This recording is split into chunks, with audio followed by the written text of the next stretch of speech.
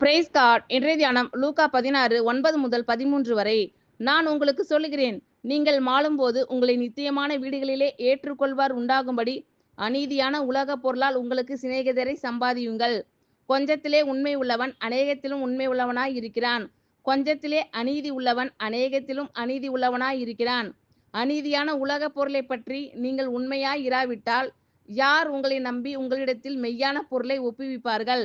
வேறொருவனுடைய காரியத்தில் நீங்கள் உண்மை உள்ளவர்களாய் இராவிட்டால் உங்களுக்கு யாதொன்றை சொந்தமாக கொடுப்பவர் யார்? எந்த ஊழியக்காரனும் 2 எஜமான்களுக்கு ஊழியம் செய்யக்கூடாது. ஒருவனை பகைத்து மற்றவனை சிநேகிப்பான், அல்லது ஒருவனை பற்றி கொண்டு மற்றவனை அசட்டை பண்ணுவான். தேவனுக்கும் உலக பொருளுக்கும் ஊழியம் செய்ய உங்களாலே கூடாது என்றார்.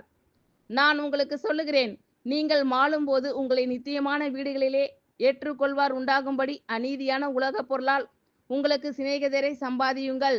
கொஞ்சத்திலே உண்மை உள்ளவன் அநேகத்திலும் உண்மை உள்ளவனாய் இருக்கிறான். கொஞ்சத்திலே அநீதி உள்ளவன் அநேகத்திலும் அநீதி உள்ளவனாய் இருக்கிறான். அநீதியான உலக பொருளை பற்றி நீங்கள் உண்மையாய் இராவிட்டால் யார் உங்களை நம்பி உங்களிடத்தில் மெய்யான பொருளை ஒப்புவிப்பார்கள்? வேறொருவனுடைய காரியத்தில் நீங்கள் உண்மை உள்ளவர்களாய் இராவிட்டால் உங்களுக்கு யாதொன்றை சொந்தமாக கொடுப்பவர் யார்? எந்த ஊழியக்காரனும் 2 எஜமான்களுக்கு ஊழியம் செய்யக்கூடாது. ஒருவனை பகைத்து மற்றவனை சிநேகிப்பான், அல்லது ஒருவனை பற்றி கொண்டு மற்றவனை அசட்டை பண்ணுவான். தேவனுக்கும் உலக பொருளுக்கும் ஊழியம் செய்ய உங்களாலே கூடாது என்றார். ஆமென். Thank you lord. கர்த்தர் உங்கள் அனைவரையும் ஆசீர்வதிப்பாராக. God bless you all.